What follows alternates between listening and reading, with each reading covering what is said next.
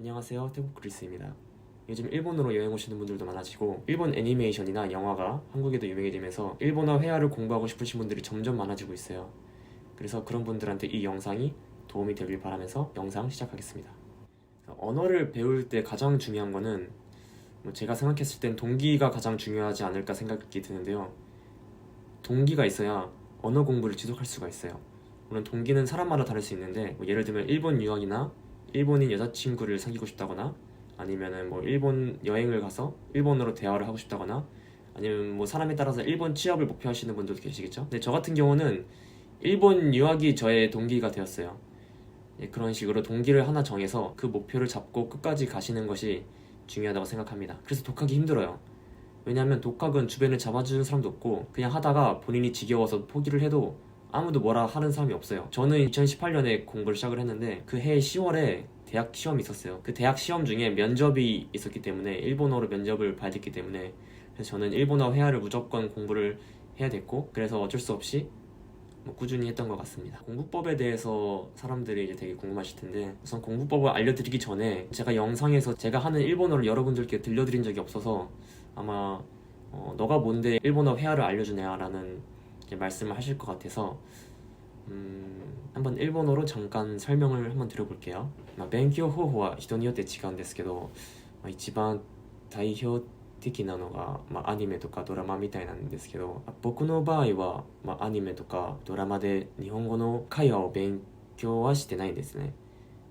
なぜかというとあんまり興味もなかったし、勉強のためのアニメとかドラマでは時間がかかりすぎるんですよ。友達でアニメとかドラマで勉強した友達もいたんですけど、大体その友達も10年以上アニメとかドラマ見たんで、私はもうすぐ何ヶ月後に大学の試験があったのですぐ実力を上がりたかったので、アニメとかドラマで勉強するのは時間がかかりすぎるんだなって思ってやめました。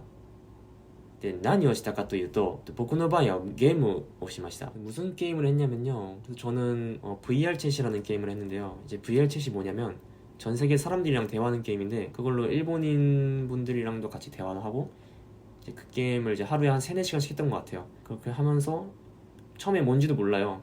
저도 뭔지 몰라가지고 되게 고생을 했던 기억이 있는데 어떻게든 그냥 계속 들으려고 노력을 했던 것 같아요. 제가 배웠던 일본어를 그때 써먹으려고 노력을 하면서 그런 식으로 한 3개월 정도 지나니까 어느 정도 대화가 되기 시작하더라고요. 근데 문제가 하나 생겼어요. 그게 뭐냐면 VR 챗은 컴퓨터 게임이거든요. 그래서 밖에서는 대화를 못해요. 제가 어디 놀러 나간다거나 그러면 그때는 일본어 공부를 못하는 거니까. 그래서 밖에서도 안에서도 일본어 회화를 공부를 하고 싶었기 때문에 어떻게 하면 좋을지 계속 고민을 하던 중에 같이 일본어를 공부하던 형이 있었는데 그 형이 알려준 어플이 바로 헬로톡입니다. 헬로톡도 전 세계 사람들이랑 대화하는 언어 교환 어플인데 제가 생각했을 때 현 존재하는 언어 교환 어플 중에 가장 좋다고 생각합니다.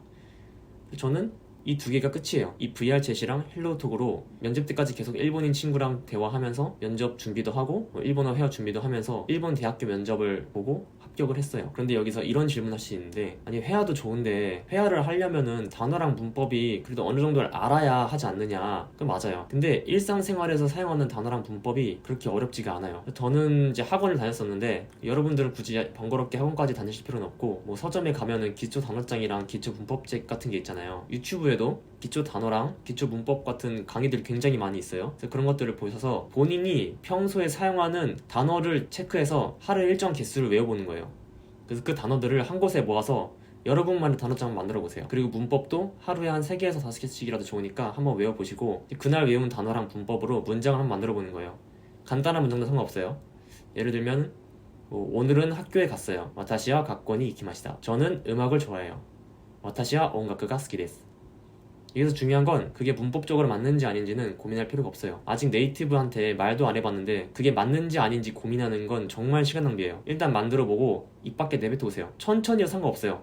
그냥 와타시와 학원이 이키마시다 이런 식으로 뭐가 되든지 좋으니까 그냥 일단 말을 뱉어보는 거예요. 그러면서 일본어와 친해지는 시간을 가지는 것이 정말 중요해요. 그렇게 한 달 정도 해보시고 제가 말씀드렸던 VR챗이나 헬로톡에 가입하셔서 일본인과 대화해보시는 걸 추천드립니다. 왜 한 달이냐면 그래도 머리에 어느 정도 최소한의 언어 지식은 가지고 있어야 상대방과 대화를 할 수 있기 때문에 기본 인사말도 모른 채로 일본인과 대화를 하려고 하는 건 정말 너무 욕심이고 최소한 한 달 정도는 해보고 언어 교환 어플을 사용해 보시길 바랍니다. 개인적으로는 헬로톡을 추천드리는데 VR챗을 제가 예전에 오랜만에 한번 해봤을 때 좀 사람이 그렇게 많지 않은 느낌이 들더라고요. 그래서 일본인을 찾는 것도 좀 힘들었고 뭐 요즘은 어떤지 모르겠는데 근데 헬로톡은 사람도 아직도 정말 많고 정말 유명한 어플이라 일본어 회화나 외국어 공부를 하고 싶으신 분들한테는 정말 필요한 어플이라고 생각합니다. 그리고 이제 발음에 대해서 궁금하신 분들이 계실 텐데 발음은 솔직히 소통 가능한 정도면 충분해요. 근데 여기서 중요한 포인트가 있는데요. 일본어뿐만 아니라 다른 외국어들을 공부할 때 한국어 발음을 적어놓고 한국어 발음으로 외우거든요. 근데 그건 절대 하면 안 돼요. 그건 절대 하면 안 되고 뭐 한국어 발음을 적는 거는 전혀 상관이 없는데 그 한국어 발음은 그건 어디까지나 참고 그대로 한국어 발음이 입에 붙으면은 정말 고치기 힘들고 상대방도 알아듣기 힘들고 여러분도 듣기 힘들어요. 왜 여러분들이 듣기가 힘드냐? 이게 여러분이 외웠던 발음과 네이티브의 발음이 다르기 때문에 네이티브의 발음을 들었을 때 여러분의 뇌가 여러분들이 외웠던 단어를 인식하지 못하는 경우가 생겨요. 그래서 아는 단어인데도 불구하고 무슨 단어인지 인식을 못하는 경우가 생깁니다. 그렇기 때문에 절대로 한국어 표기로 외우시면 안 되고 일본어 히라가나 발음을 정확히 연습하셔서 일본어 연습을 하시길 바랄게요. 물론 당장 완벽하게 하긴 힘들죠. 근데 그렇다고 당장에 발음하기 편하다고 한국어 발음에 의존하다가는 나중에 반드시 후회할 날이 올 거예요. 이렇게 일본어 공부에 대한 저의 팁들을 몇 가지 알려드렸는데요. 우선 이번 영상을 정리해드리면 일본어를 공부하기 위해서는 동기를 확실히 정하자. 정하는 이유는 왜 정하죠? 일본어 공부를, 회화 공부를 지속하기 위함이에요. 그 다음에 기초 단어장과 기초 문법집을 사서 하루에 일정한 개수를 외우고 외운 단어들을 이용해서 문장을 만들어 보면서 일본어에 익숙해지는 시간을 갖는 거예요. 뭐 단어장이나 문법책을 사기 귀찮다면 유튜브에 뭐 기초 단어나 기초 문법에 대한 강의 많으니까 그런 것들 보시면서 본인이 평소에 사용하는 단어나 문법을 여러분들이 고르셔서 여러분만의 단어장을 만드는 겁니다. 여기서 중요한 게 문장을 만들면서 그 문장이 문법적으로 맞는지 아닌지 고민을 한다 안 한다? 그거는 하지 않는다. 이게 중요합니다. 그 다음에 발음은 의사소통이 가능한 정도면 충분하지만 그렇다고 한국어 발음에 의존하지 말고 정확한 히라가나 발음을 숙지해서 연습을 하자. 그 다음에 한 달 정도 한 다음에 VR챗이나 헬로톡 같은 언어 기반 어플이나 게임으로 네이티브와 대화해보면서 회화 실력을 늘리면 됩니다.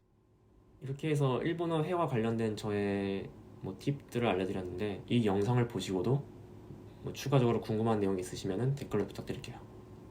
감사합니다.